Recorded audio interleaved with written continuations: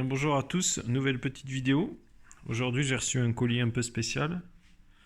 Voilà, j'avais décidé de changer mon vieux détecteur. C'était un Garrett Ace 250. Et du coup, je suis passé à la gamme au-dessus.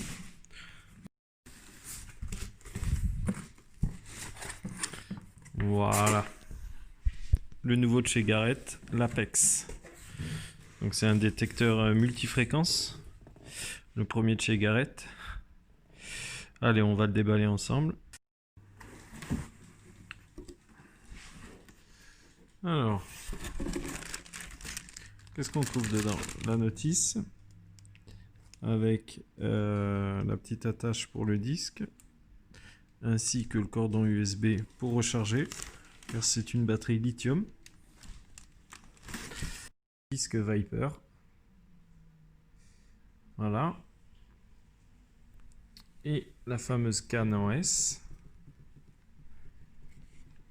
avec l'écran.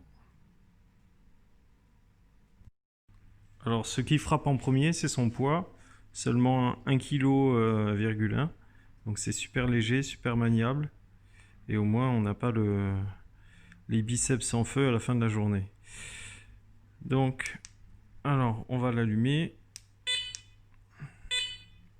On va regarder les réglages ensemble. Alors la sensibilité, vous avez une échelle ici. Donc là je pense que c'est bien réglé. Ensuite vous avez le volume. Donc ça va de 1 à 8. Je pense que 5 c'est pas mal. Ensuite vous avez le volume des ferreux. Donc là c'est au maximum, toujours pareil, 8. On va laisser sur 5. La fréquence en kHz, donc c'est là que vous avez l'innovation. Alors vous avez 4 fréquences. Vous avez la 5, la 10, la 15, la 20.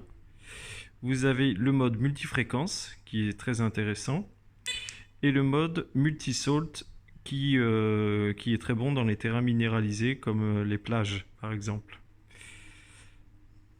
Donc nous, ce qui nous intéresse, c'est multifréquence. Et ensuite, si vous avez des perturbations suite à un collègue qui détecte en même temps que vous, ou des lignes à haute tension, vous pouvez changer la fréquence. Voilà, vous avez 8 fréquences. Vous choisissez celle qui vous arrange le mieux. Ensuite, vous avez l'option électroluminescence. Donc s'il fait un peu sombre, vous allumez l'appareil. Et s'il y a trop de soleil, vous l'enlevez. Et enfin, vous avez juste au-dessus le casque. Voilà, qui se connecte sans fil. Donc moi, il faut savoir que je ne l'ai pas pris avec. Donc c'est pas un appareil qui m'a été offert par le site. Au contraire, je l'ai bien acheté. Mais voilà, le casque était en rupture de stock. Du coup, je n'ai pas le casque. Donc ensuite, à noter qu'ici, vous avez la petite pile avec le niveau de batterie. Donc là, vous avez la touche mode qui sert aussi à faire on-off, sur laquelle vous avez le mode coins, US coins, le mode bijoux, relique et au hasard. Ou alors pas du tout de discrimination, là vous prenez tous les ferreux. Donc, hop. Donc, l'idéal étant le mode bijoux ou le mode pièce.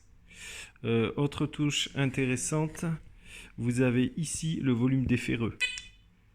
Donc ici, même s'ils sont discriminés, vous les entendrez quand même. Ça peut être intéressant. Ici, la touche gros pointeur. Voilà. Voilà un dernier mot, à noter que l'appareil est étanche sous la pluie. Donc il n'est pas étanche en rivière, hein, mais il est étanche sous la pluie.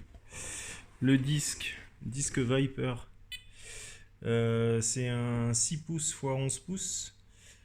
C'est un disque qui est spécifique à ce détecteur.